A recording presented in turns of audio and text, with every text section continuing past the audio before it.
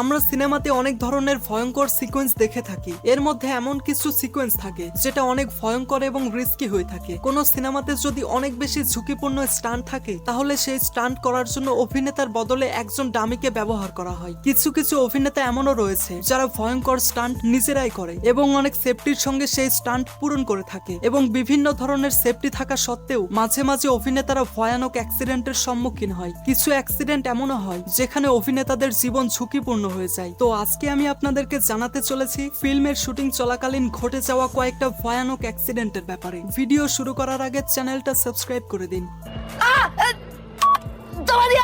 আপনাকে thank you. Number 1, কোয়লা। যেমনটা আপনারা জানেন, শাহরুখ খান তার ফিল্মি ক্যারিয়ারে অনেক ভয়ঙ্কর স্টান্ট করেছে এবং তিনি বহুবার ইনজুরি হয়েছে। এমনই একটা অ্যাক্সিডেন্ট হয়েছিল কোয়লা ফিল্মের সেটে। এটা সেই সিন যেখানে শাহরুখ খানের গায়ে আগুন লেগে আছে এবং শাহরুখ খান দৌড়াচ্ছে। সত্যি কি অসাধারণ সিন। শাহরুখ খান এই ভয়ঙ্কর স্টান্ট নিজেই করেছিলেন। যদিও শাহরুখ খানের আশেপাশে অনেক সেফটি ছিল, কিন্তু আপনার এটা মনে রাখতে হবে তিনি আগুন নিয়ে স্টান্ট করছিলেন এবং অবশেষে তিনি সেই স্টান্টটা সাকসেসফুল ভাবে পূরণ করেন। আপনি যদি এই সিনেমা দেখে থাকেন তাহলে আপনি একটা জিনিস অবশ্যই জানেন, এই সিনেমায় অনেকগুলো hand to hand action sequence রয়েছে। সেই সব অ্যাকশন সিকোয়েন্স শাহরুখ খান নিজেই পারফর্ম করেছিলেন। এই কারণে শাহরুখ খান অনেকগুলো ইনজুরির সম্মুখীন হয়েছিল।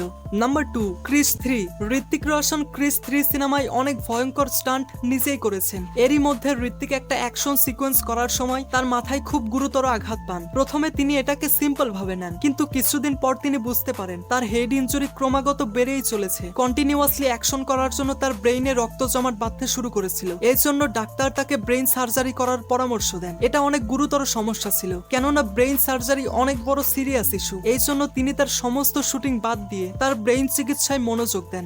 নাম্বার 3, কাঙ্গুবা। এটা আমরা সবাই জানি, কাঙ্গুবা সূর্যার ক্যারিয়ারের সব থেকে বড় সিনেমা। কাঙ্গুবার শুটিং করার সময় সূর্যার সঙ্গে একটা দুর্ঘটনা ঘটে যায়। একটা দৃশ্যের শুটিং করার সময় ক্যামেরার দড়ি খুলে সূর্যার কাঁধে পড়ে যায়। এটা শুনতে যতটা সাধারণ মনে হচ্ছে, বাস্তবে এতটাও সাধারণ না। এই আঘাত এতটাই গুরুতর ছিল যে সূর্যার কাঁধে অস্ত্রোপচার করতে হয়েছিল। এই অ্যাক্সিডেন্টের খবর শুনে সবাই অনেক টেনশনে পড়ে গিয়েছিল এবং তার সমস্ত ভক্তরা তার ঠিক হয়ে যাওয়ার জন্য প্রে করছিল।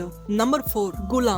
এই সিনেমায় আমির খান এবং দীপক তিজোরিকে বিপজ্জনক স্টান্ট করতে হয়েছিল, যেখানে তাদের একটা চলন্ত ট্রেনের সামনে দিয়ে দৌড়ে আসতে হবে এবং পরবর্তীতে লাফ দিয়ে সাইডে সরে যেতে হবে। এটা একটা আইকনিক স্টান্ট ছিল, যেখানে কিছু শটের জন্য সিজিআই ব্যবহার করা হয়েছিল আর কিছু শটে অভিনেতারা নিজেরাই অ্যাক্টিং করেছিল। এই জন্য এই সিনেমায় অভিনেতাদের অনেক বেশি প্র্যাকটিস করতে হয়েছিল, কেননা সামান্য একটা ভুলে অভিনেতাদের জীবন চলে যেত। এই ভয়ঙ্কর স্টান্ট করার জন্য অবশ্যই ঠিকঠাক ক্যালকুলেশন প্রয়োজন, যাতে আমির খান এবং দীপক ট্রেন আসার আগেই সঠিক সময়ে ট্র্যাক থেকে লাফ দেয়। কিন্তু আপনি কি জানেন, শুটিং করার সময় আমির খান এবং ট্রেনের মধ্যে 1 সেকেন্ডের ব্যবধান ছিল। সেই সময়টাতে শুটিং সেটের সবাই অনেক ভয় পেয়ে গিয়েছিল, কেননা এই স্টান্ট করার পর আমির খান তার পায়ে অনেক গুরুতর আঘাত পান। পরবর্তীতে আমির খান একটা ইন্টারভিউতে জানান, এটা আমার জীবনের সব থেকে বড় ভুল সিদ্ধান্ত যে আমি এই ভয়ঙ্কর স্টান্ট করেছি। নাম্বার 5, কুলি। 1983 সালে রিলিজ হওয়া কুলি সিনেমার শুটিং সেটে অমিতাভ বচ্চন খুবই ভয়ানকভাবে আহত হয়। এমনকি হাসপাতালে নিয়ে যাওয়ার পর ডাক্তার তাকে মৃত ঘোষণা করে। সেই ভয়ঙ্কর দুর্ঘটনা ঘটে অ্যাকশন সিকোয়েন্স শুট করার সময়। ফাইট সিকোয়েন্সটা এমন ছিল যে অমিতাভ বচ্চন একটা টেবিল থেকে লাফিয়ে ভিলেনের সঙ্গে ফাইট করবে। যখন অমিতাভ বচ্চন এটার রিহার্সাল করেন তখন কোনো সমস্যা হয়নি, কিন্তু যখন ক্যামেরা রোলিং হয় তখন তার ক্যালকুলেশনে ভুল হয়ে যায় এবং সে ভুল করে টেবিলের ওপর থেকে পড়ে যায়। কিন্তু এটার পরেও তিনি শুটিং কন্টিনিউ রাখেন এবং যখন ভিলেন তাকে এসে ঘুষি মারে তখন অমিতাভ বচ্চন ঘটনাস্থলেই অজ্ঞান হয়ে যায় এবং তাকে সঙ্গে সঙ্গে হাসপাতালে নিয়ে যাওয়া হয়। এবং হাসপাতালে নিয়ে যাওয়ার পর প্রাথমিক অবস্থায় ডাক্তার তাকে মৃত ঘোষণা করে। পরে তাকে ভেন্টিলেটরের সাহায্যে পুনরুজ্জীবিত করা হয়। এরপর তার কয়েকটি অস্ত্রোপচার করা হয়েছিল এবং সে অনেক লম্বা সময় ধরে কোমায় ছিল। এরপর তিনি সুস্থ হয়ে যান, কিন্তু এই অ্যাক্সিডেন্টের কারণে তার 75% লাং ড্যামেজ হয়ে গিয়েছিল এবং এই কারণে বর্তমানে তার শুটিং করতে মাঝে মাঝে অনেক প্রবলেম হয়। এগুলো ছিল ফিল্মের শুটিং চলাকালীন ঘটে যাওয়া কয়েকটা ভয়ানক অ্যাক্সিডেন্টের ঘটনা। তো আপনার কাছে কোন অ্যাক্সিডেন্টটা বেশি ভয়ঙ্কর লেগেছে অবশ্যই কমেন্টে জানাবেন। Thanks for watching.